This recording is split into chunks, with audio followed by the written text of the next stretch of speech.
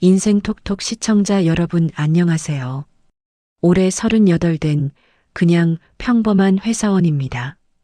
결혼한 지 3년 됐고 친정엄마 한 분이 제가 가진 전부예요.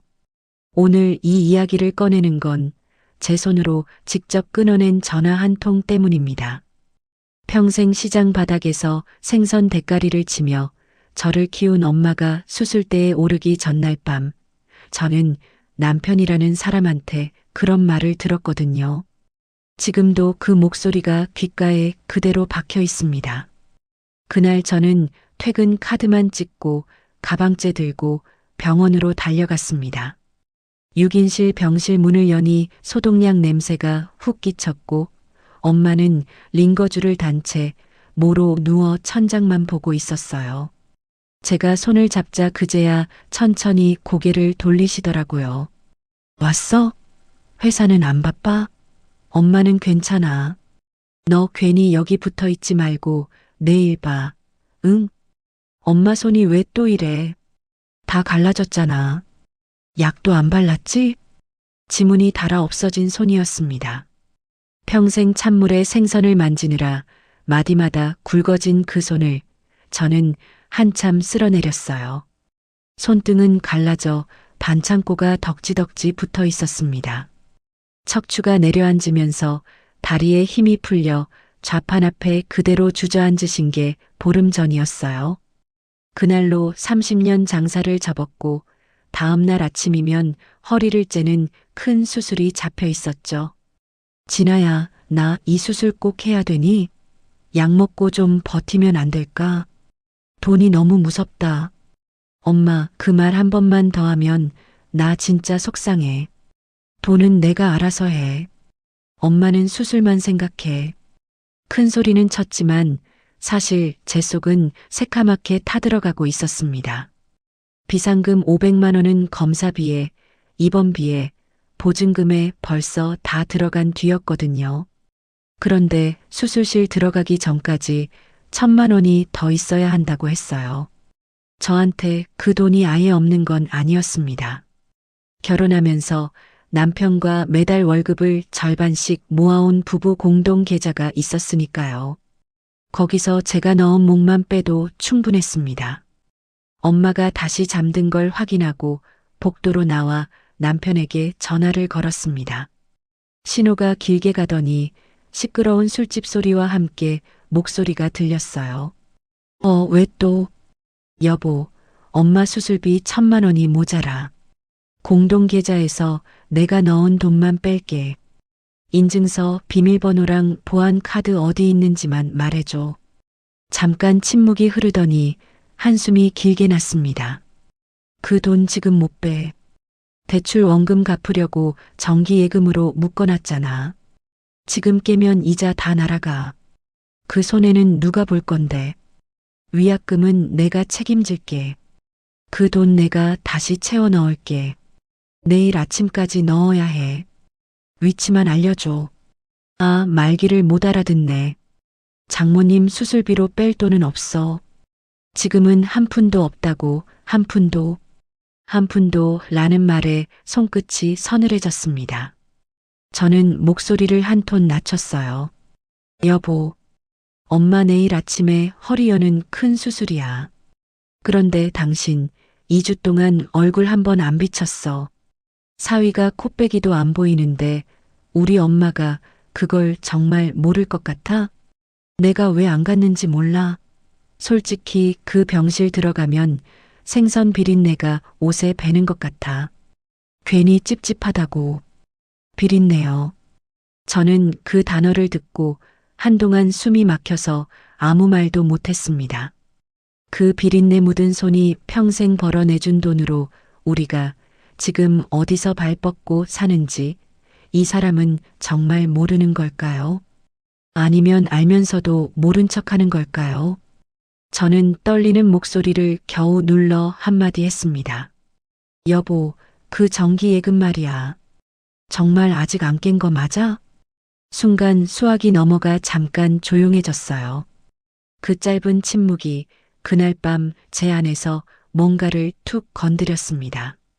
저는 더 캐묻지 않았습니다. 캐물어봐야 솔직히 답할 사람이 아니라는 걸 아니까요. 대신 머릿속에 정기예금 4글자를 또박또박 새겨두었습니다. 3년 전 결혼할 때였습니다. 엄마는 딸이 시댁에서 기죽지 않게 하겠다며 평생 모은 3억 원을 신혼집 전세금으로 통째로 내놓으셨어요. 사위 믿는다. 우리 딸 하나 잘 부탁한다. 그 말을 하면서도 엄마는 그 돈을 사위에게 빌려준다는 자필 차용증을 꼭 받아두셨습니다. 그때는 그게 좀 야박하다 싶었는데 지금 와 생각하면 엄마가 저보다 사람을 훨씬 잘 봤던 거예요. 저라고 마냥 당하기만 한 사람은 아니었습니다. 시댁에서 김장값이다, 명절값이다, 생활비를 은근히 요구할 때마다 적당히 맞춰준 건 몰라서가 아니었어요. 가정의 평화 한번 지켜보겠다고, 며느리 노릇 제대로 해보겠다고 제가 선택한 거였습니다. 남편이 돈은 한데 모아 관리하는 게 효율적이라기에 공동계좌도 그래서 받아들였고요. 엄마가 쓰러져 입원하던 바로 그 주에도 시어머니한테 전화가 왔었습니다. 친정엄마가 병원에 누운 걸 뻔히 알면서도 어머님은 대뜸 통장 얘기부터 꺼냈어요. 아가, 이번 달 모임 회비 칠 게 있다. 먼저 좀 넣어놔. 우리 재범이가 너한테 말해놓는다더라. 며느리가 그런 건 눈치껏 해야 예쁨 받지. 하나하나 말해야 하니? 저는 그때도 군말 없이 그 돈을 넣어드렸습니다. 친정엄마 수술 앞두고 제 손은 덜덜 떨리는데 시댁 회비는 날짜 맞춰 칼같이 챙겨 넣은 거예요. 그게 며느리 도리인 줄 알았으니까요. 다 제 결정이었습니다. 그렇게 믿었어요. 적어도 그날 밤 전까지는요. 여보, 그럼 보안카드라도 집 안 어디에 뒀는지만 말해줘. 내가 새벽에 가서 직접 찾을게. 나 지금 회식 중이야. 그런 것까지 챙길 정신 없어. 사람 귀찮게 하지 말고 내일 얘기해. 끊는다. 뚝. 전화가 끊겼습니다. 다시 걸었어요. 신호는 가는데 받지를 않았습니다. 한 번 더 걸었습니다. 이번엔 아예 신호가 한 번 가다 말고 뚝 끊기더라고요. 손가락으로 통화 종료 버튼을 눌러버린 겁니다. 저는 떨리는 손으로 문자를 보냈습니다. 여보, 엄마 수술 진짜 급해. 내일 11시까지 돈 안 넣으면 수술 한 달 밀린대. 메시지 옆에 숫자 1이 떴고 그 일은 밤이 깊도록 사라지지 않았어요. 읽지도 않은 거예요. 사람이 죽고 사는 일인데 회식 자리 술잔보다도 못한 일이었던 겁니다.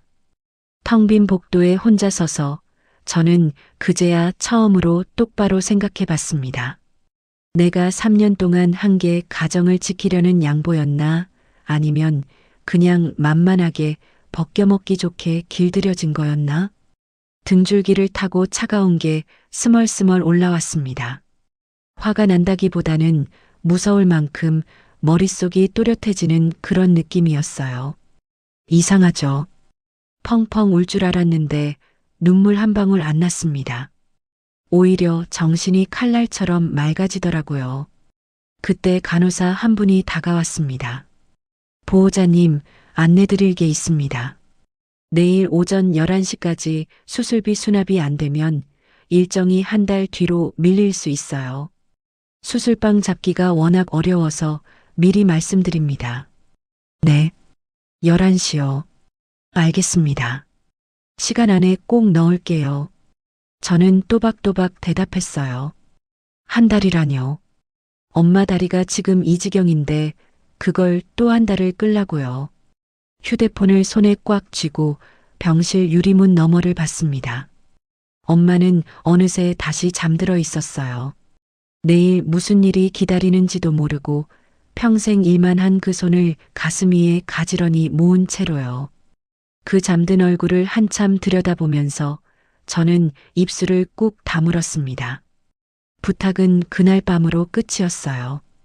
빌고 매달리는 건 더 이상 하지 않기로 했습니다. 다음 날 새벽 동이 트기 전에 그 집으로 직접 가기로 마음먹었어요. 보안 카드든 인증서든 이제는 누구한테 허락받아서가 아니라 제 손으로 직접 찾아 쓰기로요. 그게 제 인생에서 처음으로 무릎을 펴고 내린 결정이었습니다. 창밖으로는 아직 캄캄한 새벽이 깔려 있었습니다. 저는 보호자 의자에 앉아 휴대폰을 켜고 내일 은행 문 여는 시각과 병원 수납 마감 시각을 차례로 메모장에 적었어요. 신기하게도 손이 더는 떨리지 않더라고요. 엄마는 평생 새벽 4시면 일어나 시장으로 나갔습니다. 깜깜한 골목을 손수레 끌고 나가던 그 굽은 뒷모습을 저는 어릴 때 창문 너머로 수도 없이 봤어요. 그 수많은 새벽이 모여서 지금의 저를 키운 건데 정작 그 손이 마련해준 집에서 우리는 비린내 운운하는 소리나 들으며 살았던 겁니다. 저는 메모장을 닫고 눈을 잠깐 감았습니다. 날이 밝으면 이제는 빌리러 가는 게 아니라 받으러 갈 작정이었으니까요. 날이 채 밝기도 전이었습니다. 저는 병원에서 곧장 차를 몰아 신혼집으로 향했어요.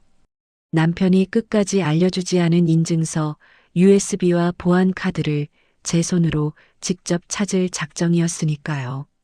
더는 누구한테 비밀번호 좀 알려달라고 사정하지 않기로 했습니다. 도어록 번호를 누르고 현관문을 여는데 안에서 부스럭거리는 소리가 났어요. 새벽인데 거실 불이 환하게 켜져 있더라고요. 신발을 벗으며 거실을 본 순간 저는 그 자리에 굳어버렸습니다. 시어머니가 소파 앞에 쪼그려 앉아 백화점 쇼핑백에 뭔가를 잔뜩 쓸어 담고 있었거든요. 일전에 아범 기력 보충시켜야 한다며 사다 두라고 하셔서 제가 채워둔 한우 세트하고 과일 선물 박스였습니다. 어머, 너 왜 이 시간에? 깜짝이야. 어머님이야말로 이 새벽에 여긴 어쩐 일이세요? 아들 집에 어미가 오는데 시간이 무슨 상관이니? 어차피 너희 둘 다 안 챙겨 먹고 상할 것 같아서 내가 가져가는 거다. 아깝잖아. 이 비싼 걸. 어머님은 일어서더니 그 길로 부엌으로 가 냉장고 문까지 활짝 열어젖혔어요. 여기 굴비두름은 내가 가져간다. 냉동실에 처박아 두면 어차피 너희가 먹기나 하니. 손도 안 댈 거. 남의 집 냉장고를 제 집 곳간처럼 뒤지는 그 손을 보면서 저는 차 키를 꽉 쥐었습니다. 그 음식들이 다 누구 돈으로 산 건지 따지고 싶었지만 입을 열기도 전에 어머님이 먼저 말을 이었어요. 근데 너 사돈 수술인지 뭔지 한다고 여태 병원에서 자고 온 거니? 아이고, 유난이다, 유난. 사돈이야 평생 시장 바닥에서 생선 비린내 맡고 험하게 사신 양반인데 허리 좀 째는 게 뭐 대수라고. 그 연세에 수술한다고 뭐 크게 달라지겠어? 귀한 내 아들 돈 그만 축내고 어여 퇴원시켜라. 저는 그 말을 듣는 순간 어젯밤 병실에서 잠든 엄마의 손이 떠올랐습니다. 반창고 덕지덕지 붙은 그 손이요. 평소 같으면 또 가정의 평화를 위해 삼켰겠죠. 그런데 그날은 도무지 그게 안 되더라고요.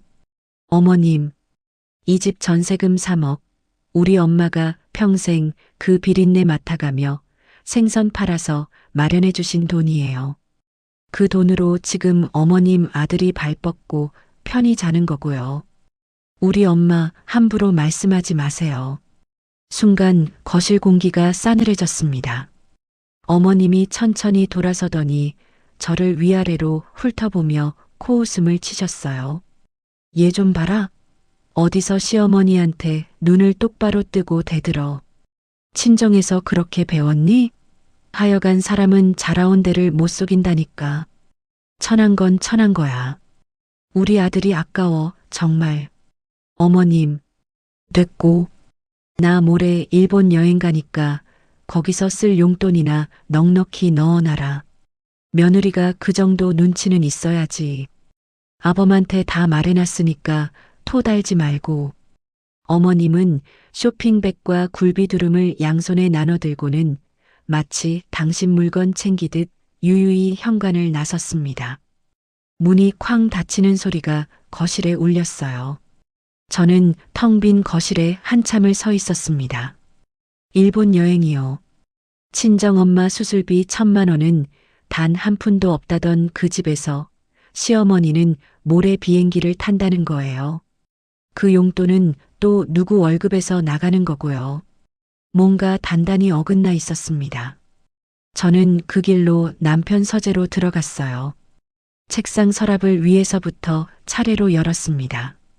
두 번째 서랍 안쪽 잡동사니 밑에서 인증서 USB가 나왔고 그 옆에 비밀번호를 적어둔 메모지와 보안 카드까지 한꺼번에 나오더라고요. 부부가 같이 쓰자고 만든 계좌니 사실 숨길 것도 없는 물건들이었습니다.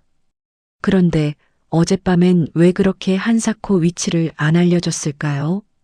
답은 곧 화면에 떴습니다. 저는 노트북을 켜고 은행 사이트에 접속했습니다. 인증서 비밀번호를 입력하는 손이 조금 떨렸어요. 공동 계좌를 조회한 순간 화면을 보고 저는 숨을 멈췄습니다. 대출 원금 갚으려고 정기예금에 묶어놨다던 그 계좌가 3개월 전에 이미 해지되어 잔액이 0원으로 떠 있었거든요.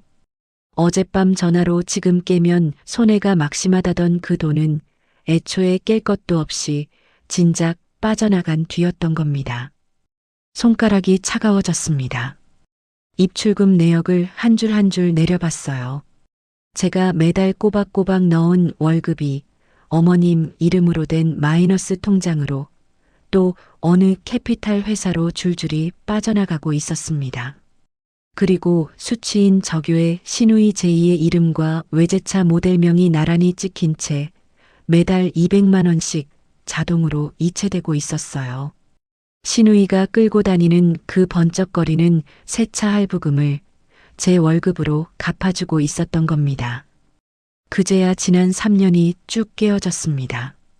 작년 가을 제가 친정에 김장 비용 좀 보태자고 했을 때 남편은 이번 달은 보너스가 안 나왔다며 인상을 썼었어요. 올봄 엄마 생신 때 식사 자리 값을 반반 내자니까 대출 이자 때문에 빠듯하다고 했고요. 그 빠듯하다던 돈이 다 어디로 갔는지 화면이 낱낱이 말해주고 있었습니다. 우리 집은 늘 돈이 없었던 게 아니라 우리 친정 쪽으로만 귀신같이 돈이 없었던 거예요. 조금 전 어머님이 쇼핑백에 쓸어 담아간 그 한우와 과일도 결제 내역을 보니 전부 이 공동 카드로 긁힌 것이었습니다. 제 월급으로 산 음식을 제 눈앞에서 들고 나가신 거예요. 카드 결제 내역으로 넘어갔습니다. 그리고 저는 어젯밤 그 시각을 보고 말았어요. 남편이 회식 중이라 정신없다며 제 전화를 끊어버린 바로 그 시간에 대형 여행사 결제 창구에서 500만 원이 일시불로 긁혀 있었습니다. 친정엄마 수술방은 한 달 밀린다는데 시어머니랑 시누이 일본 료칸 여행은 그 밤에 이미 결제가 끝나 있었던 거예요. 바로 그때 식탁 위에 둔 제 휴대폰이 짧게 울렸습니다. 시댁 식구들 단체 대화방이었어요. 시누이가 들뜬 글자들을 쉴 새 없이 쏟아내고 있더라고요. 엄마 면세점에서 그 가방 꼭 사. 내가 봐둔 거 있어. 키읔키읔. 료칸 예약 확정됐대. 온천 개꿀 유유 빨리 가고 싶다. 시어머니도 곧장 답을 보냈습니다. 그래, 이번엔 좀 제대로 쓰자. 용돈은 아범이 며느리한테 받아낸다더라. 저는 그 대화창을 끝까지 읽고 아무 답도 달지 않은 채 화면을 껐습니다. 한쪽에선 사람이 수술대에 오르는데 다른 한쪽에선 온천이 개꿀이라는 거예요. 그 온도차가 차라리 저를 더 또렷하게 만들었습니다. 저는 한동안 화면만 바라봤습니다. 화가 치밀어 오를 줄 알았는데 이상하게 머릿속이 점점 차분하게 가라앉더라고요. 저는 프린터를 켰습니다. 지난 3년간의 모든 이체 내역과 그 여행사 결제 영수증까지 한 장도 빠짐없이 인쇄했어요. 종이가 한 장씩 밀려 나올 때마다 제가 어떤 집에서 무엇으로 취급받으며 살아왔는지가 또렷한 활자로 차곡차곡 쌓여갔습니다. 출력된 종이 다발을 손에 쥐었을 때 손끝이 미세하게 떨리긴 했습니다. 그래도 눈물은 안 났어요.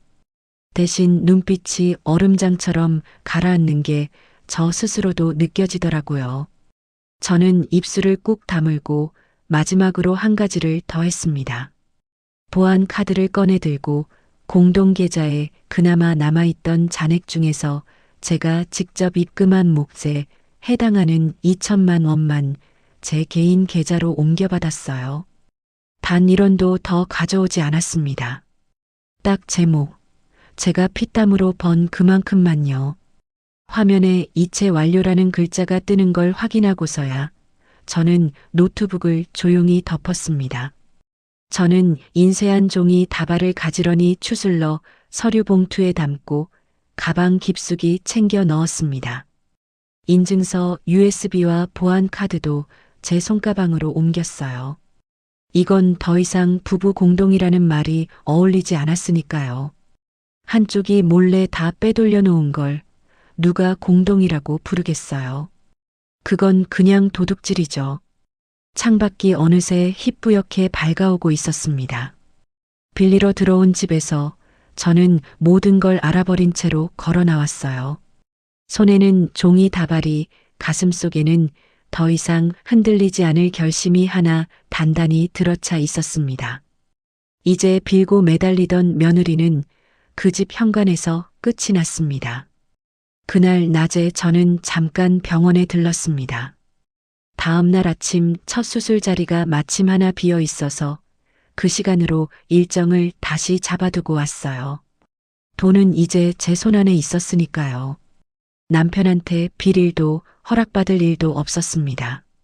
저녁이 되자 남편이 현관문을 열고 들어왔습니다. 평소처럼 다녀왔어 한마디 던지려던 그 사람은 식탁 위를 보고 그대로 멈춰 섰어요. 거기엔 제가 새벽에 인쇄해온 3년치 거래 내역서와 여행사 결제 영수증이 가지런히 펼쳐져 있었거든요. 저는 거실 소파에 팔짱을 끼고 앉아 그 사람을 가만히 바라봤습니다. 이게 뭐야? 너 남의 서랍을 왜 뒤져? 앉아.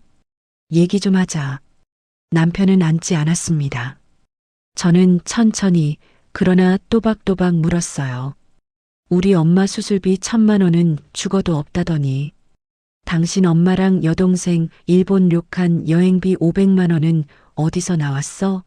그것도 내가 당신 전화 붙들고 사정하던 바로 그 시각에 결제했더라. 남편의 얼굴이 굳었습니다. 잠깐 당황하는 게 보이더라고요. 그런데 이 사람은 미안하다는 말 대신 넥타이부터 거칠게 풀었습니다. 우리 엄마가 어떤 분인데 평생 시집살이 하면서 고생만 하신 분이야. 아들로서 그 정도 효도도 못해? 그게 그렇게 잘못이야? 적반하장이었어요. 저는 헛웃음이 나왔습니다. 효도? 좋지. 근데 그 효도를 왜 내 월급으로 해? 당신 돈으로 하면 되잖아. 부부 돈이 어딨어. 그게 다 우리 돈이지. 솔직히 너도 친정만 끼고 돌잖아. 장모님 검사비, 입원비 다 네가 냈다며? 그건 왜 나한테 말 안 했는데. 내 돈으로 우리 엄마 챙긴 건 잘못이고 내 돈으로 당신 엄마 챙긴 건 당연한 거야? 그 논리 참 편하네. 야, 돈 관리 나한테 맡긴 건 너잖아. 네가 좋다고 했으면서 이제 와서 왜 딴소리야. 맡긴 거지. 내 친정엄마 수술비 막아가면서 내 식구들한테 갖다 바치라고 한 적은 없어. 그건 맡긴 게 아니라 도둑 맞은 거야. 진짜 왜 이렇게 예민하게 굴어. 엄마가 좀 쓰셨기로 써니. 그게 뭐 큰일이라고 사람을 도둑 취급을 해. 큰일이라뇨. 저는 종이 한 장을 천천히 집어들었습니다. 당신 이 계좌 만들 때 나한테 뭘 했어? 우리 둘이 집 살 종잣돈이라고 이 악물고 모으자고 했잖아. 그 말 믿고 나 사고 싶은 옷 한 벌을 안 샀어. 친정 용돈까지 줄여가면서 꼬박꼬박 넣었다고. 근데 그 종잣돈이 다 어디 갔어? 당신 어머님 빚이랑 시누이 외제차로 다 녹아 없어졌잖아. 저는 종이를 한 장씩 짚어가며 말을 이었습니다. 대출 갚으려고 묶어놨다던 정기예금 3달 전에 이미 깨서 영원이야. 시누이 차 할부금도 매달 내 월급에서 200만 원씩 빠져나갔고 우리 엄마가 평생 생선 팔아 마련해준 전셋집에 들어앉아서 내 돈까지 빼돌려 당신 식구들 호강시킨 거. 이게 당신이 입에 달고 살던 합리적인 재산 관리야? 남편이 갑자기 손을 뻗어 식탁 위 종이를 통째로 확 움켜쥐려 했습니다. 저는 그보다 빠르게 그 손목을 탁 쳐냈어요. 손대지 마. 그거 원본 아니야. 사본은 벌써 따로 다 챙겨놨으니까 찢어봐야 소용없어. 남편 손이 허공에서 멈칫했습니다. 제가 이렇게까지 준비해놓고 앉아있을 줄은 꿈에도 몰랐던 거죠. 한참을 입만 벙긋대던 그 사람은 결국 막다른 데 몰린 짐승처럼 소리를 질렀어요. 어딜? 생선 비린내나 풍기면서 억척스럽게 살던 장모랑 교양 있는 우리 엄마를 비교해. 거실이 쩌렁쩌렁 울렸습니다. 그런데 저는 그 말을 듣고도 이상하리만치 차분했어요. 화는 머리끝까지 치미는데 손끝 하나 안 떨리더라고요. 평생 새벽 시장에서 언손을 호호 불며 저를 키운 엄마. 그 손을 비린내라고 부르는 사람과 제가 3년을 한 입을 덮고 살았던 거예요. 저는 아주 조용히 받아쳤습니다. 교양. 그 교양 있으신 어머님이 오늘 새벽에 우리 집 냉장고를 털어가셨어.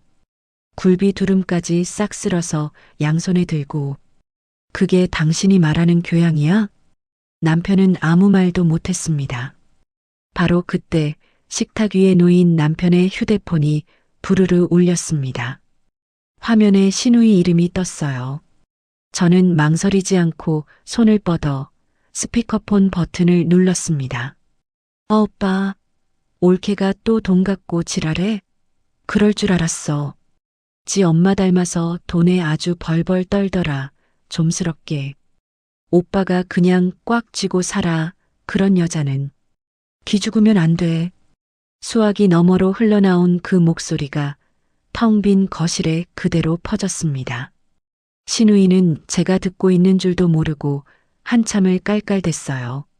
남편이 황급히 전화를 낚아채 끊었지만 이미 들을 건 다 들은 뒤였습니다.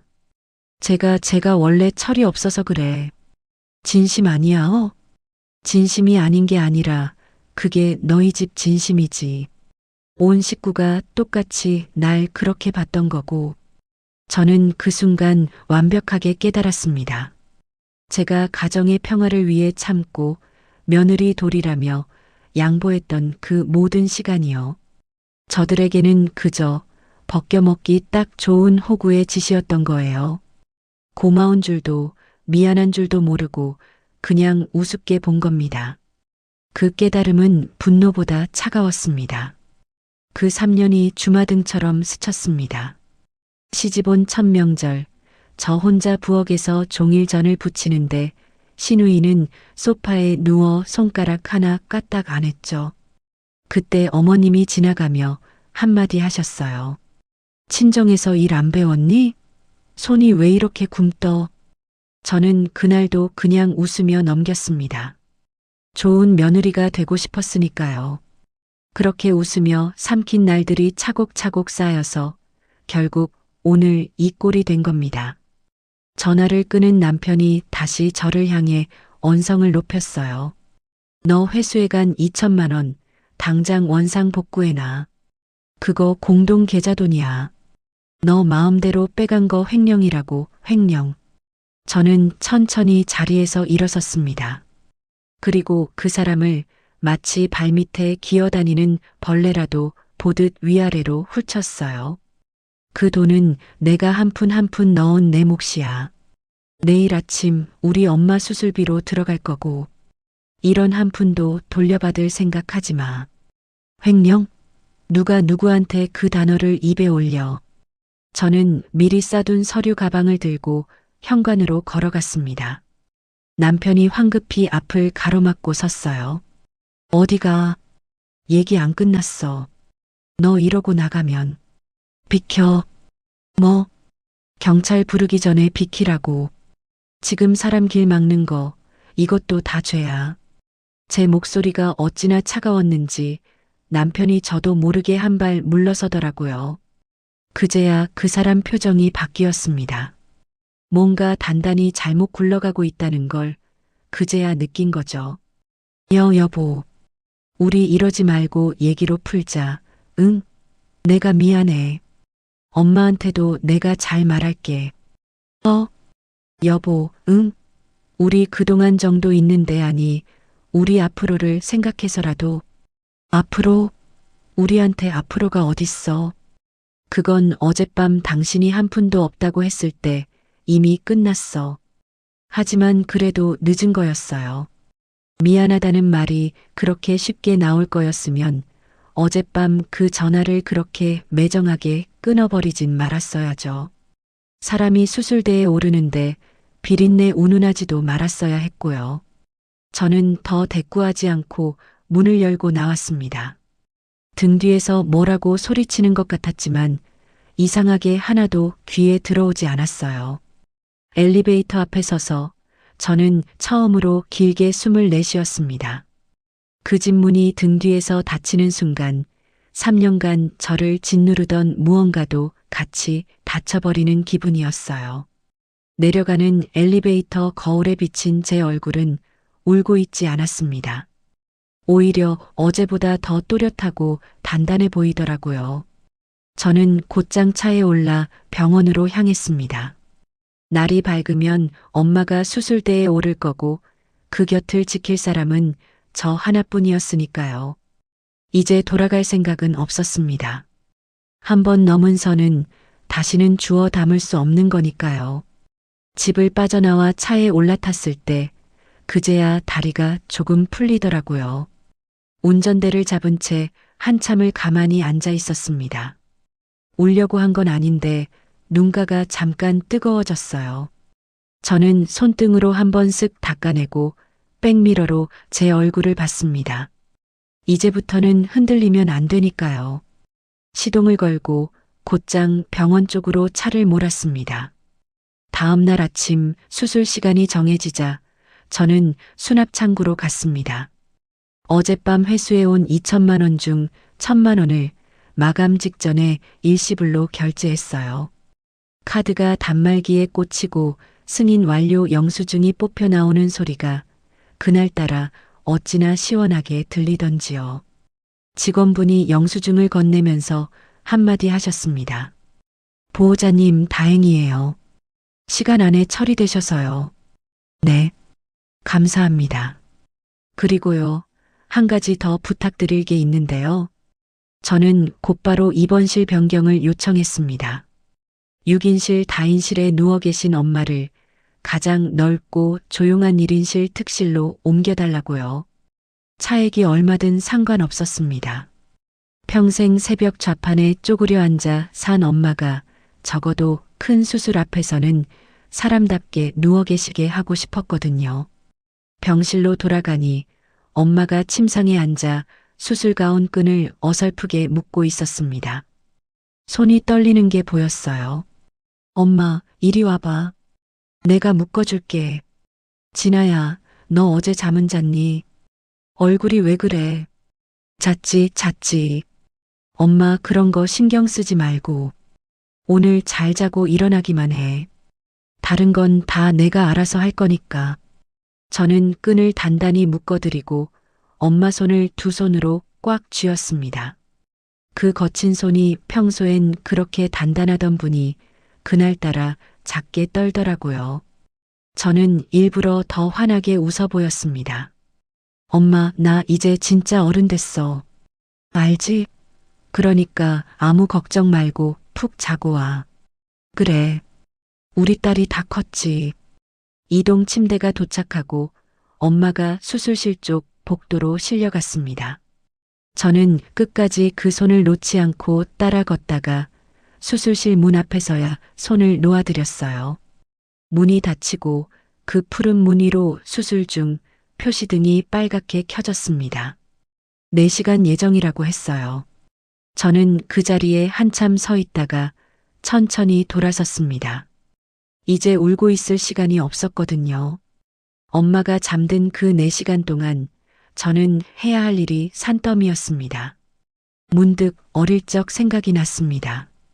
초등학교 다닐 때 비가 억수같이 쏟아지던 날 엄마는 좌판 정리도 못하고 비닐 한 장 뒤집어 쓴 채 학교 정문까지 우산을 들고 뛰어왔었어요. 비린내 나는 앞치마 그대로요. 친구들이 키득거리는 소리에 저는 그날 잠깐 엄마 손을 부끄러워했었습니다. 그게 지금까지 가슴에 박혀 있어요. 30년이 지나서 그 손을 다시 부끄러워한 인간이 나타났습니다. 이번엔 제가 절대로 외면하지 않을 작정이었습니다. 병원 1층 카페로 내려가 가장 구석진 자리에 자리를 잡고 노트북을 열었습니다. 아메리카노 한 잔을 시켜놓고 엑셀 화면을 띄웠어요. 첫 줄에 자산 회수 및 정리라고 적었습니다. 그 아래로 항목을 하나씩 세웠습니다. 전세금 3억 원 반환. 공동자금 중 아직 회수 못한 제목 5천만 원. 위자료. 신우이차 할부금 환수. 그리고 마지막에 이혼이라고 또박또박 적었어요. 글자를 치는 손이 단 한 번도 멈추지 않더라고요. 이상한 일이었습니다. 어젯밤까지만 해도 누구한테 이혼 2글자를 입에 올리는 것조차 두려웠는데 그날 아침엔 그게 그냥 해야 할 일 목록 중 하나로 보였어요. 가방에서 누런 봉투를 하나 꺼냈습니다. 3년 전 결혼식 일주일 전에 엄마가 저 모르게 사위한테 받아둔 그 자필 차용증이었어요. 평생 시장에서 거스름 돈을 손수 세어봤던 분이 그 돈에 대해서만은 어찌나 야물었던지. 그때는 그 깐깐함이 좀 민망하기까지 했는데 그 종이 한 장이 이제 모든 것의 시작이 될 줄은 그때 저도 몰랐습니다. 저는 봉투를 열고 차용증을 펴봤습니다. 엄마의 굵고 거친 글씨로 차용금 3억 원, 위 금액을 사위 이재범에게 빌려준 사실이 분명함이라고 또박또박 적혀 있었어요. 그 아래 사위의 자필 서명과 도장, 그리고 그 돈이 결혼식 직후 어느 통장에서 어느 임대인 계좌로 곧장 넘어갔는지 입금 내역까지 엄마가 따로 곡사에 끼워두셨더라고요. 빈틈이 없었습니다. 그 빈틈없는 사랑이 그날 저를 살린 거예요. 저는 차용증과 어제 인쇄해둔 거래 내역서들을 가지런히 정리해 그 길로 평소 회사 업무로 알고 지내던 법무사 사무실로 향했습니다. 미리 전화해뒀던 터라 들어서자마자 안쪽 방으로 안내됐어요. 저는 책상 위에 차용증, 자금 흐름 증빙, 공동계좌 내역서까지 한 장 한 장 펼쳐놓았습니다. 법무사님이 안경을 고쳤으며 서류를 한참 들여다보시더라고요. 차용증 원본 있고 자금 흐름까지 딱딱 맞아떨어지네요. 사실관계가 깔끔합니다. 가압류가 가능할까요? 가능합니다. 보전의 필요성을 소명하고 담보만 제공하시면 남편분명의 지분이랑 급여 통장에 대해서는 가압류 들어갈 수 있어요. 카드까지는 결정 송달되면 자동으로 묶이고요. 그럼 신청해 주세요.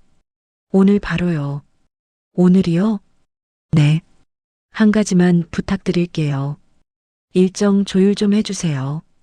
법원 결정이 떨어지고 은행이랑 카드사에 통보가 들어가는 그 시점이 시댁 식구들 비행기 타는 날짜랑 정확히 겹치게요. 법무사님이 잠깐 고개를 들고 저를 보시더라고요. 표정에는 별 동요가 없으셨지만 안경 너머 눈빛이 잠깐 깊어졌습니다. 알겠습니다. 가능한 선에서 맞춰보겠습니다. 저는 가만히 고개를 끄덕였어요. 화가 나서 충동적으로 하는 게 아니었습니다. 어머님이 그 새벽에 굴비 두름까지 양손에 들고 나갈 때 저더러 일본 여행 용돈 넉넉히 넣어두라고 코웃음을 칠 때 그때 이미 머릿속에 그려둔 그림이었어요. 평생 가장 즐거운 자리에 올라타는 바로 그 순간에 평생 가장 차가운 통보를 받게 해드릴 작정이었거든요. 같은 시각 남편은 뭐하고 있었느냐고요. 나중에 보니까 회사 사람들이랑 스크린 골프장에 있었더라고요. 단톡방에 사진까지 올리면서요. 아내가 좀 예민해서 머리 식히는 중이라는 글자랑 같이요. 그 사람은 정말로 제가 며칠 지나면 굽히고 들어올 거라고 믿었던 거예요. 평소 진아가 그랬으니까. 평소 진아가 늘 그래왔으니까. 자기 발밑에 깔린 게 호구가 아니라 사실은 가시였다는 걸 아직 모르고 있었던 겁니다. 저는 법무사 사무실을 나와 바로 옆 빌딩 변호사 사무실로 옮겼습니다. 가압류만으로는 부족했거든요. 변호사님께 공동 자금 중 아직 회수 못한 제목 5천만 원에 대한 부당이득 반환 청구 소송 서류까지 한꺼번에 부탁드렸어요. 이혼 소장도 같이 준비해달라고 했습니다. 한 번에 다 진행하시려고요? 보통은 단계적으로. 한 번에요. 시간 끌면 그쪽도 정신 차리고 자산 빼돌릴 거예요. 그 사람들 그 정도 머리는 돌아갑니다. 변호사님이 살짝 웃으셨어요. 의뢰인분이 사건을 더 잘 아시는 것 같습니다. 3년을 같이 살았으니까요. 서류 접수까지 마치고 사무실을 나오니 어느덧 정오가 가까웠습니다. 저는 휴대폰을 꺼내 시간을 확인했어요. 엄마 수술이 끝날 무렵이었습니다. 다리에 갑자기 힘이 풀리더라고요. 그제야 제가 아침부터 물 한 모금 안 마셨다는 게 떠올랐어요. 저는 근처 편의점에 들어가 따뜻한 캔 커피 하나를 사들고 나왔습니다. 차에 올라타서 한 모금 마시는데 그게 그렇게 따뜻하더라고요. 누가 옆에서 어깨를 토닥여주는 것처럼요. 저는 휴대폰을 켜고 어제부터 와 있던 남편의 문자들을 처음으로 열어봤습니다. 처음엔 어디야 전화 좀 받아로 시작하던 게 시간이 갈수록 내가 잘못했어 한 번만으로 바뀌어 있더라고요. 마지막 문자는 새벽 3시쯤이었습니다. 여보, 엄마는 좀 어떠셔? 수술 잘 받게 해드려. 그 문장을 보고 저는 피식 웃고 말았어요. 어제까지 비린내 운운하던 입에서 하룻밤 만에 엄마라는 단어가 나오다니요. 이 사람한테 우리 엄마는 평생 사돈이었지 단 한 번도 어머님인 적이 없었습니다. 저는 그 문자들을 한꺼번에 길게 눌러 전부 삭제 버튼을 눌렀어요. 휴지통 비우기까지요. 깔끔하게요. 저는 백미러 속 제 얼굴을 한 번 더 봤습니다. 어제보다 야위어 있었지만 눈빛은 살아 있었어요. 시동을 걸고 다시 병원 쪽으로 핸들을 돌렸습니다. 이제 곧 엄마가 깨어날 시간이었으니까요. 며칠이 그렇게 흘렀습니다. 엄마 수술은 무사히 끝났고 저는 1인실 보호자 침상에서 쪽잠을 자며 회복 과정을 지켜봤어요. 그 사이에도 변호사 사무실과는 거의 매일 통화를 했습니다. 가압류 결정이 떨어지는 날짜, 송달되는 시점, 법원에서 은행과 카드사로 통보가 전해지는 시각까지요. 모든 게 시댁 식구들이 비행기 타는 그날 새벽에 맞춰 움직이도록 조율이 끝났습니다. 문제의 그날이 왔어요. 새벽 6시 인천공항 출국장 풍경은 나중에 같은 비행기를 탔던 시댁 친척 한 분한테 전해 들었습니다. 어찌나 생생하게 들려주시던지 제가 그 자리에 있던 것처럼 그림이 그려지더라고요. 캐리어를 끌고 들어선 어머님과 시누이는 들떠 있었답니다. 시누이가 깔깔거리며 카트를 끌었고 어머님은 모처럼 차려입은 코트깃을 한 번 더 매만지셨다고요. 면세점에 들어서자마자 어머님은 미리 봐둔 브랜드 매장으로 곧장 향하셨어요. 400만 원짜리 신상 가방을 직원에게 내밀며 마치 늘 그래왔다는 듯 우아한 미소를 지으셨다고 합니다. 이걸로 주세요. 우리 며느리가 이번에 큰맘 먹고 보낸 거라. 아유, 네 어머님. 잠시만 기다려주세요. 직원이 카드 단말기에 카드를 꽂았습니다.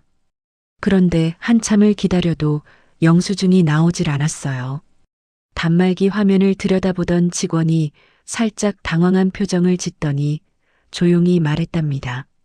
손님, 죄송하지만 이 카드는 한도 초과가 아니라 거래 자체가 정지돼 있다고 뜨네요. 법적 조치라고 안내가 떠 있어서요. 뭐? 법적 조치? 무슨 소리야 그게? 어머님 얼굴이 그 자리에서 시뻘개졌다고 했습니다. 평생 남보는 데서 큰 소리 안 내고 살았다고 입버릇처럼 말하시던 분이 매장 안에서 그날 처음으로 고래고래 소리를 지르셨대요. 기계가 고장 난 거 아니야? 다시 해봐, 다시. 이 카드 우리 아들 회사 다닌 카드야. 직원이 재차 시도해도 결과는 같았답니다. 옆에 있던 다른 손님들이 흘끔거리기 시작했고 시누이가 그제야 얼굴이 새파래져서 어머님 팔을 잡아당겼대요. 엄마, 일단 나가자. 사람들 다 봐. 어머님은 가방을 매대 위에 그대로 던지듯 내려놓고 매장을 나오셨답니다. 출국 1시간 전 들떠있던 그 얼굴이 그 시각엔 종이장처럼 하얗게 떴다고요. 설상가상으로 그 모습을 같이 여행 가는 어머님 친구분들이 다 보고 있었답니다.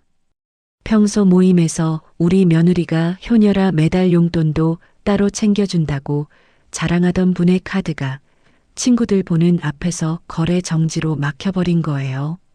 한 친구분이 어색하게 다가와 왜 그래? 무슨 일 있어? 하고 묻자 어머님은 대답도 못하고 그냥 고개만 푹 숙이셨대요. 시누이가 떨리는 손으로 곧장 오빠한테 전화를 걸었답니다. 같은 시각 남편은 막 회사에 출근해 자리에 앉아 커피 한 모금을 마시고 있었습니다. 그때 휴대폰이 진동했어요. 처음 뜬 건 주거래 은행 알림이었답니다. 귀하의 모든 계좌가 가압류 처리되었습니다. 그 짧은 글자를 본 순간 손에 들고 있던 머그컵을 떨어뜨릴 뻔했다고 나중에 그러더라고요. 이어서 카드사에서 줄줄이 알림이 떴습니다. 신용카드 정지, 체크카드 정지, 마이너스 통장 정지. 모바일 뱅킹 앱을 열어 잔액을 확인하려 했지만 화면엔 빨간색 경고창만 뜨고 잔액 자체가 보이지 않더래요. 며칠 전 제가 신청한 차용금 반환 및 부당이득 보전 처분이 법원에서 인용됐고 그 결정이 송달되면서 그 사람 금융망 전체가 동시에 잠겨버린 거예요. 거기에 시누이 전화까지 동시에 울리니 남편 얼굴은 그야말로 백지장이었다고 합니다. 부장자리 옆에서 그 사람이 일어서지도 못하고 휴대폰만 부여잡고 있었다는 얘기를 같은 부서 후배한테 한참 뒤에 전해 들었어요. 공항에선 어머님과 시누이가 결국 탑승 수속도 못 밟고 면세 결제 한번 못 해본 채로 출국장 벤치에 주저앉아 계셨답니다. 같이 가기로 한 어머님 친구분들은 어쩔 줄 몰라 하다가 결국 두 분만 두고 비행기를 타러 가셨대요. 어머님은 카트에 손도 못 대고 시누이는 핸드폰만 들고 오빠한테 발신 또 발신을 누르고 그날 새벽 공항 풍경이 어떻게 보였을지 저는 그 장면을 일부러 머릿속에 그리지 않으려고 했습니다. 그건 그분들 몫의 시간이었으니까요. 저는 그 시각에 회사에 있었어요. 평소처럼 출근해서 아침 회의에 들어가 있었습니다. 분기 보고를 발표하는데 휴대폰이 책상 위에서 미친 듯이 진동했어요. 화면을 슬쩍 봤더니 부재중 알림이 2자릿수로 쌓이고 있더라고요. 다 남편 이름이었습니다. 저는 휴대폰을 뒤집어 엎어놓고 하던 발표를 마저 끝냈어요. 보고가 끝나고 부장님이 잘했다며 한마디 해주셨고 동료들이 박수도 쳐주더라고요. 저는 평소처럼 웃으며 인사하고 자리로 돌아왔습니다.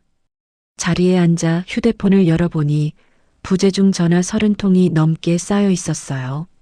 문자도 한참 쌓여 있더라고요. 처음엔 전화 좀 받아, 그 다음엔 여보 미안해, 그러다 점점 제발 한 번만, 엄마가 공항에서 쓰러지셨어. 이혼만은 안 돼로 변해가더라고요. 저는 그걸 무표정하게 한 줄씩 읽어내렸습니다. 화도 안 났어요. 그저 답할 가치가 없는 글자들을 차례차례 확인했을 뿐이었어요. 읽고 나서 저는 하나씩 다 지웠습니다.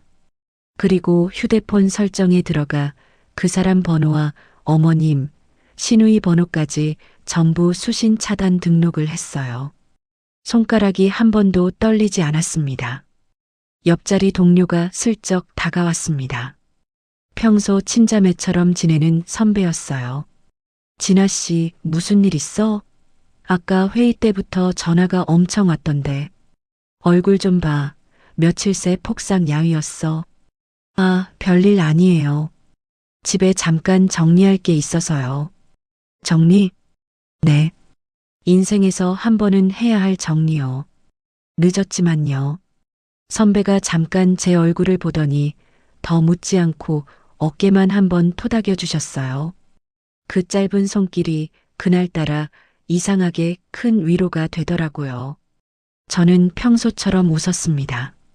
진짜로 웃을 수 있더라고요.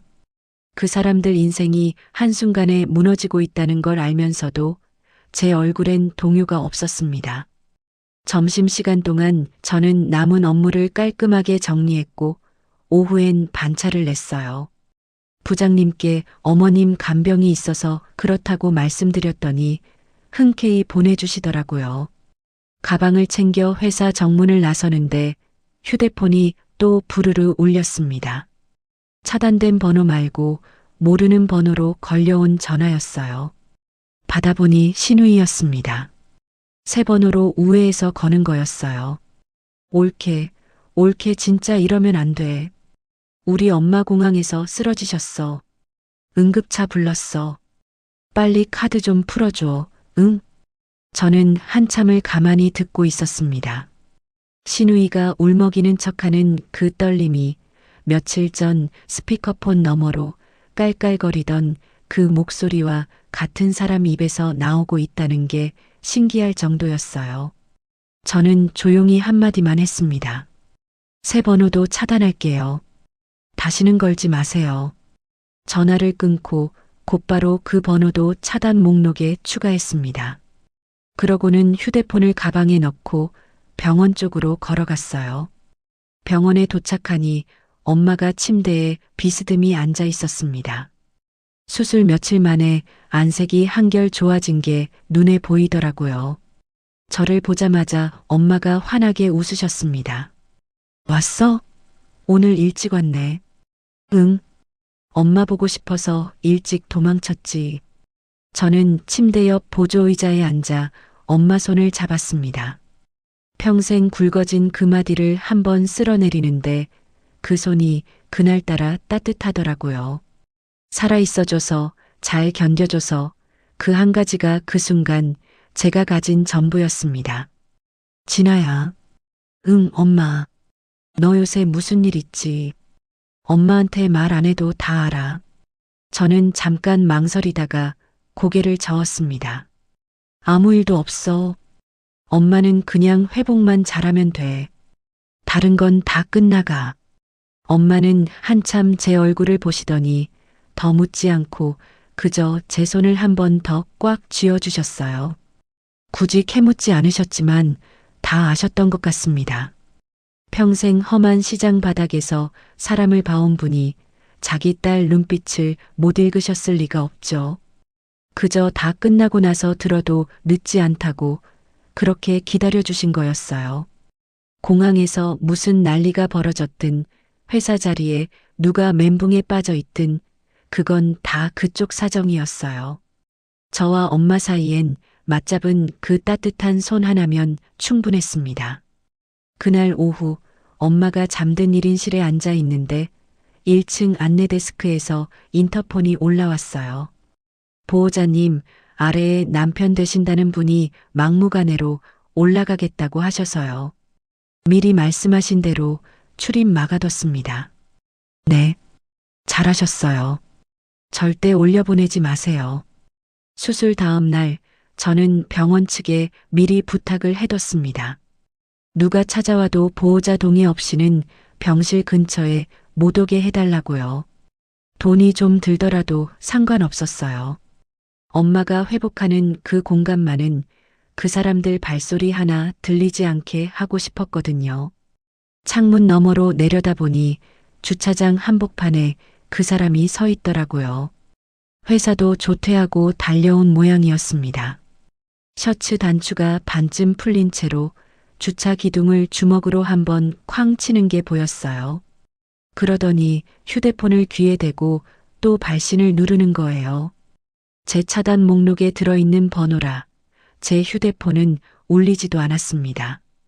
그 사람은 연결도 안 되는 전화기를 붙들고 텅 빈 신호음을 혼자 듣고 있었던 거죠.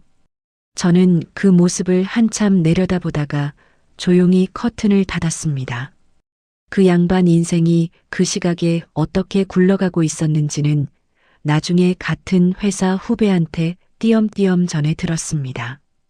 조퇴하고 나간 그날 저녁부터 그 사람 휴대폰엔 다른 종류의 문자가 쌓이기 시작했대요. 카드값이 며칠째 연체됐다는 독촉, 캐피탈에서 보낸 상환 안내, 신우이 차 할부가 밀리니까 그 불통이 고스란히 그 사람 앞으로 떨어진 거예요. 돈 냄새 맡고 모이던 사람들은 돈줄 끊기니까 똑같이 빠르게 흩어졌습니다.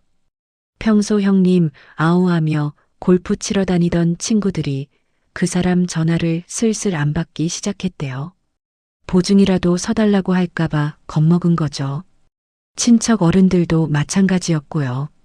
사람이 잘 나갈 땐 구름같이 모였다가 무너질 땐 거짓말처럼 사라지는 거. 그 사람은 그걸 그제야 배운 겁니다. 같은 날 밤이었어요. 면세점에서 그 망신을 당하고 비행기도 못 탄 두 사람이 결국 그 집으로 돌아갔다고 하더라고요. 동행한 일행한테 겨우 차비를 빌려 공항 리무진을 타고요. 새 코트 차려입고 캐리어 끌며 출국장에 들어서던 그 모습은 온데간데 없고 화장이 다 번진 얼굴로 밤늦게 현관문을 두드렸답니다. 거실에서 무슨 일이 벌어졌는지는 그 집 아래층에 사는 분이 한참 뒤에 흘리듯 얘기해줬어요. 고성이 어찌나 컸는지 위층에서 천장이 울렸다고요. 이게 다 뭐냐? 며느리가 미쳐서 집안을 풍비박산을 냈잖아. 너는 사내 자식이 마누라 하나 단속을 못해서. 엄마, 그놈의 일본 여행, 그거 하나 때문에 내 인생이 통째로 날아갔다고. 3억이야, 3억. 누가 가라 그랬어, 누가. 평생 아들 앞에서 큰 소리 치던 시어머니하고 그 어머니 치맛자락 붙들고 살던 아들이 그날 밤 처음으로 서로에게 악을 썼답니다. 돈이 있을 땐 한 몸처럼 굴던 식구가 돈이 사라지니까 서로를 물어뜯더라는 거예요. 거기에 신우이가 끼어들었다고 하죠. 오빠, 근데 내 카드값은 어떡해? 다음 달 할부 또 빠질 텐데. 그건 막아줘야 할 거 아니야. 그 말에 그 사람이 탁자를 발로 걷어찼답니다. 유리 위에 놓여있던 그릇들이 와장창 쏟아졌고요.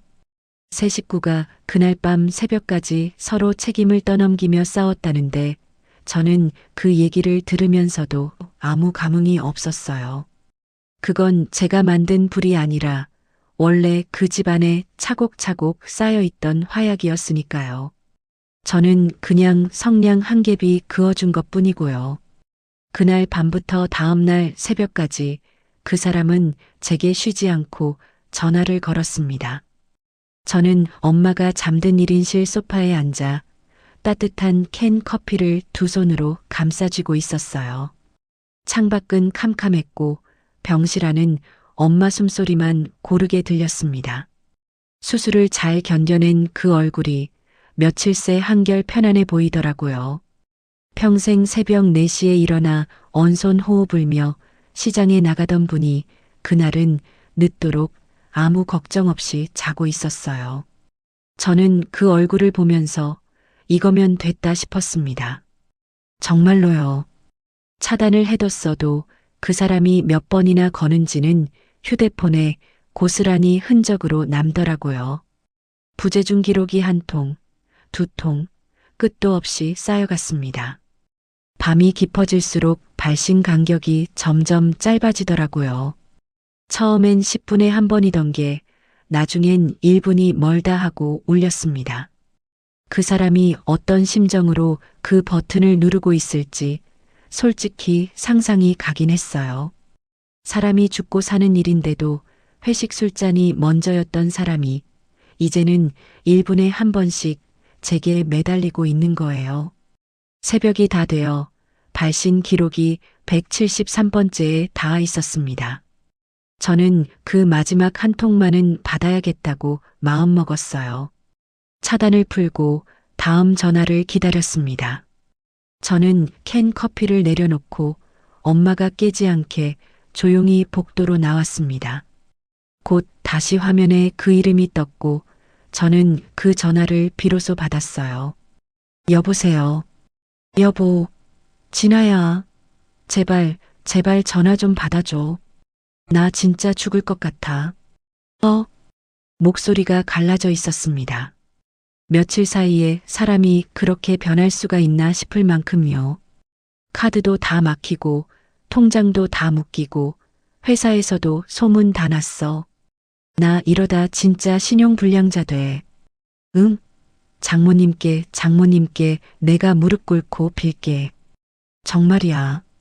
그러니까 통장만 좀 풀어줘. 한 번만 살려줘 제발. 장모님께 무릎을 꿇겠다는 말. 며칠 전까지 비린내 운운하며 병문안 한 번 안 오던 사람 입에서 나온 말이었습니다. 저는 그 말을 끝까지 다 들었어요. 끊지 않고요. 그러고는 아주 조용히 한마디만 했습니다. 내일 오후 2시 법원 앞 카페로 나와요. 변호사 데리고 이혼 서류에 도장 찍을 거니까. 여보. 진아야, 그게 무슨. 할 말은 그게 다예요. 저는 전화를 끊었습니다. 그리고 다시 그 번호를 차단 목록에 넣었어요. 손가락이 이번에도 떨리지 않더라고요. 복도 끝 창문으로 희뿌연 새벽빛이 들어오고 있었습니다. 저는 잠깐 거기 서서 그 빛을 바라봤어요. 화가 나지도 후련하지도 슬프지도 않았습니다. 그냥 오래 짊어지고 있던 짐을 바닥에 내려놓은 사람처럼 어깨가 조금 가벼워진 느낌이었어요. 병실로 돌아와 엄마 옆에 다시 앉았습니다. 엄마가 잠결에 무슨 소리를 들었는지 살짝 눈을 뜨더라고요. 진아야, 누구 전화 왔었어? 아니야, 엄마. 아무도 아니야. 어서 더 자. 그래. 엄마는 다시 스르르 눈을 감았습니다. 저는 엄마 이불을 가만히 어깨까지 끌어올려 덮어드렸어요. 내일이면 다 끝날 일이었습니다. 평생 빌고 매달리던 며느리가 아니라 제 손으로 마지막 매듭을 짓는 사람으로요. 저는 그 새벽 엄마 곁에서 처음으로 깊고 편안하게 눈을 감았습니다. 그날 오후 저는 가장 단정한 정장을 꺼내 입었습니다. 결혼식 끝나고 한 번도 꺼내 입지 않았던 짙은 남색 정장이었어요. 거울 앞에서 매무새를 한 번 다듬는데 손이 차분하더라고요. 떨리지도 설레지도 않았습니다. 그저 오래 미뤄둔 일을 마치러 가는 사람의 얼굴이었어요. 법원 앞 카페에 들어서니 변호사님이 먼저 와 계셨습니다. 그리고 창가 자리에 그 사람들이 있었어요. 며칠 만에 본 그 사람은 몰라보게 수척해져 있었습니다. 면도도 못한 얼굴에 눈은 퀭하니 들어가 있었고요. 그 옆에는 시어머니가 출국장에서 그렇게 차려입고 우아 떨던 그 코트 대신 후줄근한 옷차림으로 앉아 있었습니다. 며칠 사이에 두 사람 다 10년은 늙어 보이더라고요. 제가 자리에 앉기도 전이었습니다. 시어머니가 벌떡 일어나 제 쪽으로 오더니 그대로 바짓가랑이를 붙들고 주저앉았어요. 아가, 아니 며느라가. 내가 잘못했다. 내가 늙어서 노망이 났어. 사돈을 내가 몰라봤다. 그 귀한 분을 내가 입을 잘못 놀렸어. 한 번만, 응? 한 번만 봐주라. 늙은이가 이렇게 빈다. 응? 평생 저를 위아래로 훑어보며 천한거니 어쩌니 하던 분이었어요. 시집온 첫 명절 부엌에서 종일전을 부치는 제 손을 보며 굼뜨다고 흉보던 그 입으로 이제 제 바짓단을 붙들고 빌고 있는 거예요. 저는 그 손을 내려다봤습니다. 마디가 곱고 매끈한 손이었어요. 평생 찬물에 손 한 번 담가본 적 없는 그런 손이요. 그 사람도 바닥에 무릎을 꿇었습니다. 여보, 내가 다 잘못했어. 한 번만 용서해줘. 앞으로 장모님 친자식처럼 모실게. 평생 노예처럼 살게. 우리 다시 시작하자. 응? 노예처럼 살겠다. 저는 그 말을 듣고 속으로 헛웃음이 나왔어요. 사람을 부려먹는 게 익숙한 사람들은 사과할 때도 꼭 그런 식으로 말하더라고요. 모시겠다. 노예처럼 살겠다. 그게 다 위아래를 나누는 말이거든요. 끝까지 진짜 미안한 게 아니라 어떻게든 통장을 다시 손에 넣을 궁리뿐이었던 겁니다. 저는 두 사람을 가만히 내려다봤습니다. 그러고는 들고 온 서류 가방을 열어 안에 있던 것들을 테이블 위에 차례로 올려놓았어요.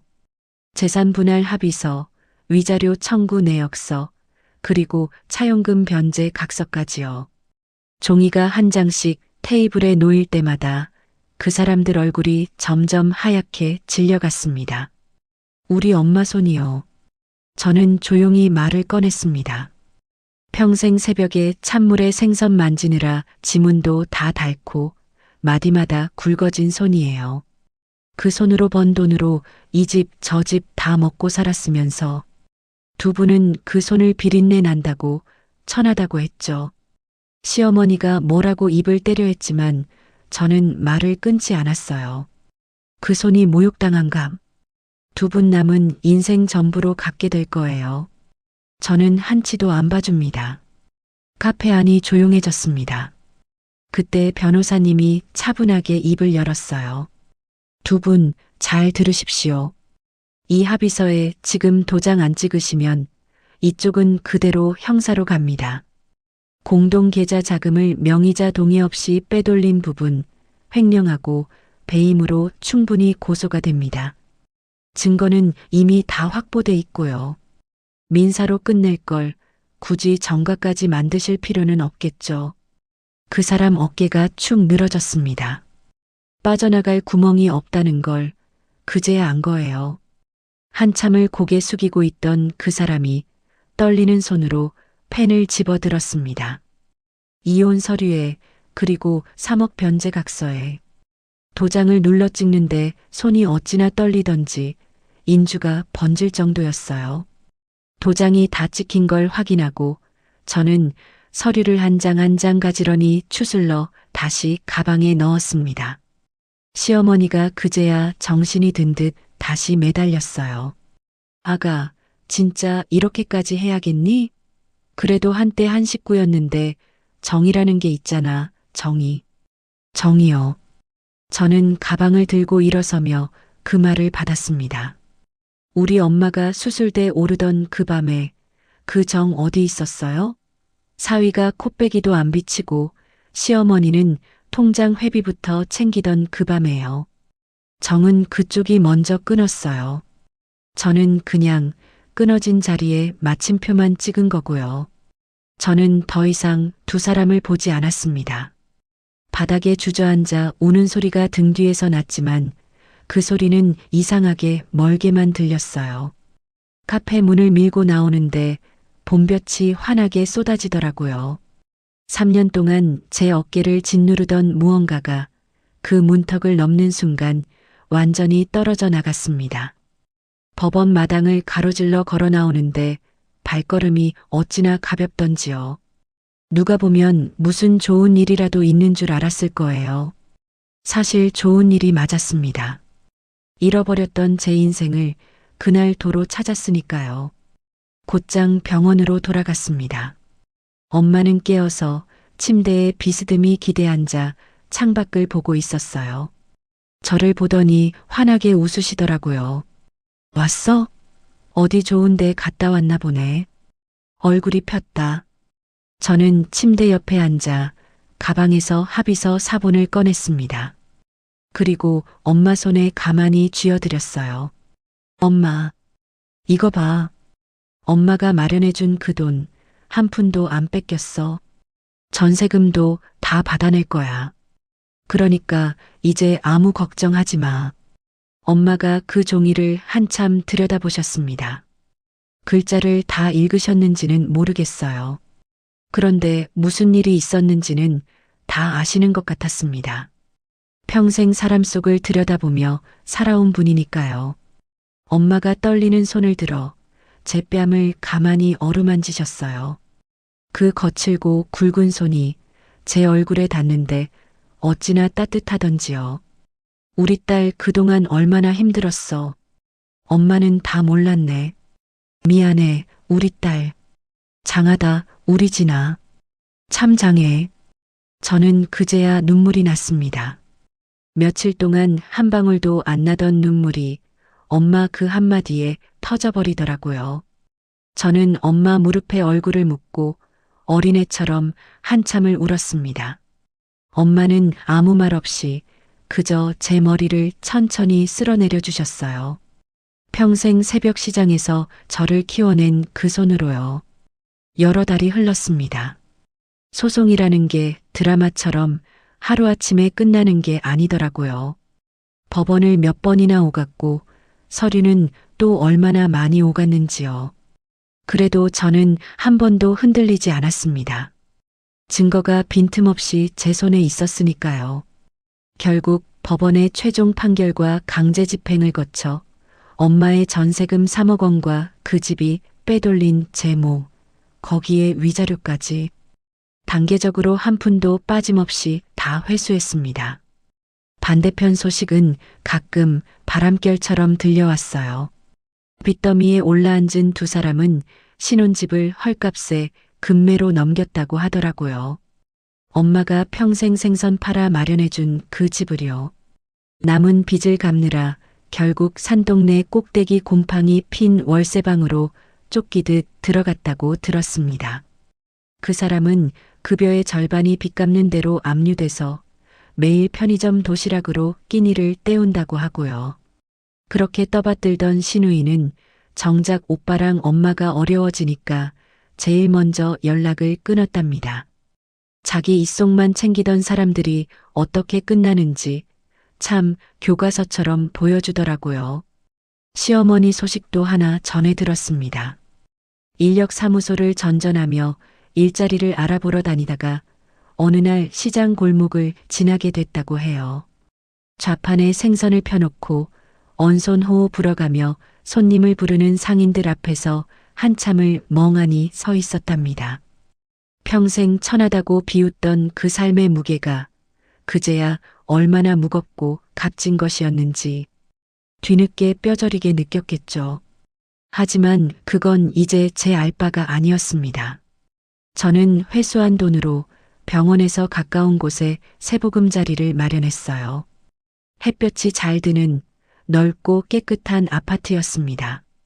베란다가 어찌나 넓던지 처음 보러 갔을 때 엄마가 거기 서서 한참을 안 나오시더라고요. 진아야, 여기서 보면 하늘이 다 보인다. 세상에. 엄마는 그 베란다를 제일 좋아하셨어요. 화분을 하나둘 들여놓더니 어느새 작은 화단을 만드셨습니다. 매일 아침 물을 주며 콧노래를 부르는 엄마 뒷모습을 볼 때마다 저는 가슴이 벅찼어요.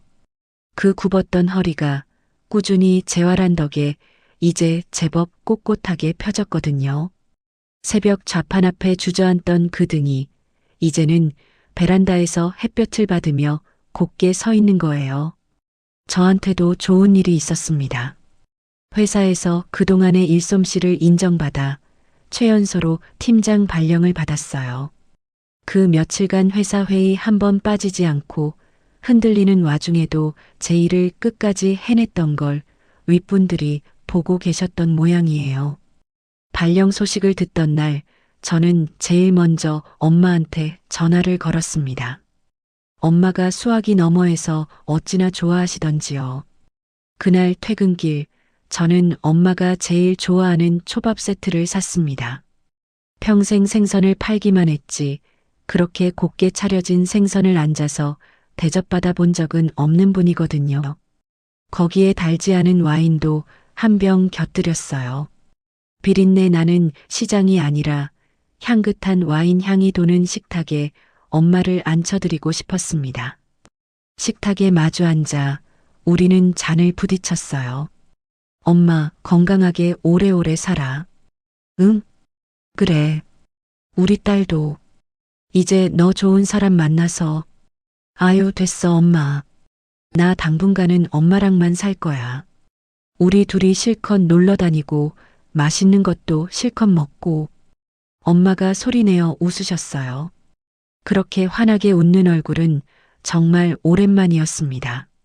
좌판 앞에서 손님한테 깎아주네 만의 신랑이 하던 그 고단한 얼굴 말고 그냥 한 사람의 어머니로 편안하게 웃는 얼굴이요. 저는 엄마 어깨에 살며시 기대 앉았습니다. 엄마, 우리 앞으로는 남 눈치 그만 보고 우리만 생각하면서 살자. 며느리 도리 그런 거 이제 안 해도 돼. 그냥 엄마랑 나 우리 둘만 행복하면 되는 거야. 엄마가 제 머리를 가만히 쓰다듬으셨어요. 그 거친 손이 이제는 더 이상 부끄럽지 않았습니다. 오히려 세상에서 제일 자랑스러운 손이었어요. 저를 키운 손이고 끝까지 저를 지켜준 손이니까요. 결혼할 때 그렇게 깐깐하게 차용증을 받아두던 그 손이 결국 저를 살린 거잖아요. 그래. 우리 진아 말이 다 맞다. 창밖으로 저녁 노을이 지고 있었습니다. 붉고 따뜻한 빛이 거실 가득 들어와 화분들 위로, 우리 두 모녀 위로 곱게 내려앉았어요. 한때는 빌고 매달리며 살았던 제가 이제는 이렇게 당당하게 제 두 발로 서 있었습니다. 그것도 세상에서 가장 사랑하는 사람 곁에서요. 평생 새벽을 깨우며 저를 키운 엄마와 그 엄마 덕분에 무릎을 펴고 일어선 딸. 우리의 두 번째 인생은 그렇게 따뜻한 노을 속에서 비로소 시작되고 있었습니다.